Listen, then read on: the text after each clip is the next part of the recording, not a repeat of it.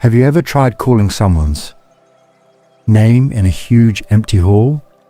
You shout and wait, but nothing comes back. No echo, no confirmation, just silence.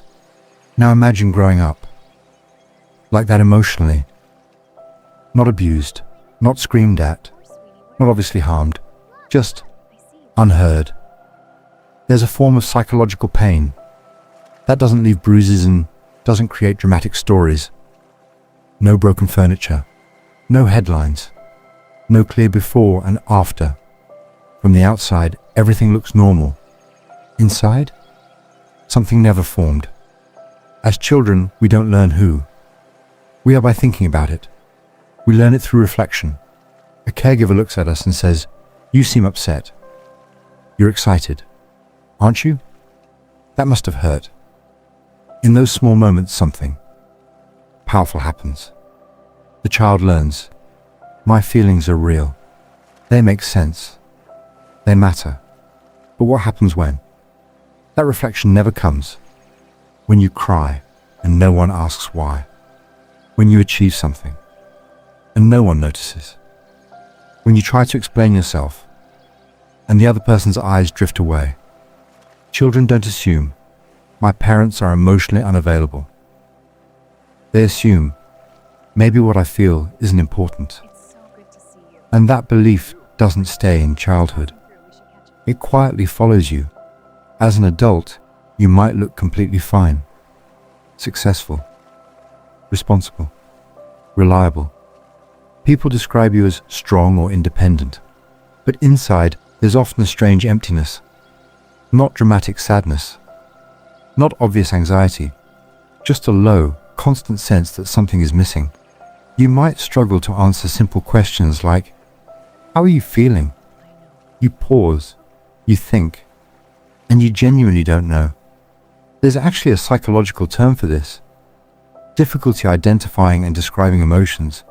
It's common in people who grew up without emotional attunement, not because they lack depth, but because no one helped them map their inner world.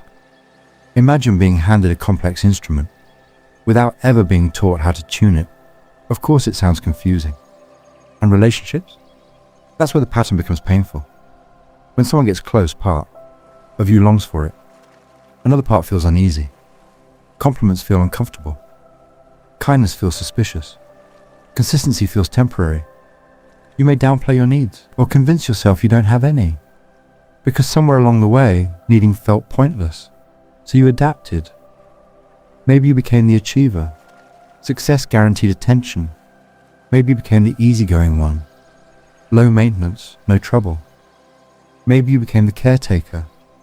Focusing on others meant you didn't have to focus on yourself. These weren't weaknesses. They were survival strategies. The problem is, survival strategies don't automatically switch off. Even when you're no longer in that emotional environment, your nervous system still reacts as if you are. You flinch at closeness. You minimize your pain. You tell yourself, it's not a big deal. But here's the truth that often goes unsaid.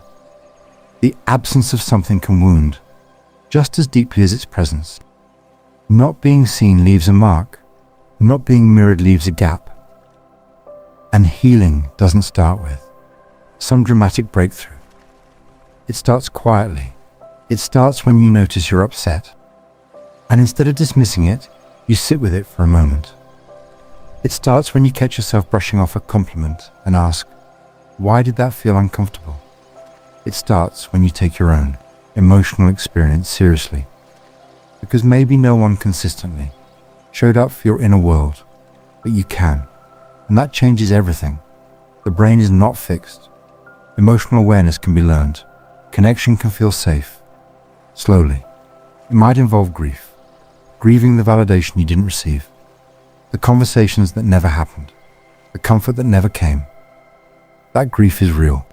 But so is growth. And here's something important. The way you adapted as a child wasn't a flaw. It was intelligent. Creative. Protective. You did what you had to do. Now, As an adult, you get to choose something different. If any part of this feels familiar, that quiet recognition, that's subtle. Shift inside, pay attention to it. That's awareness. That's your inner world finally echoing back.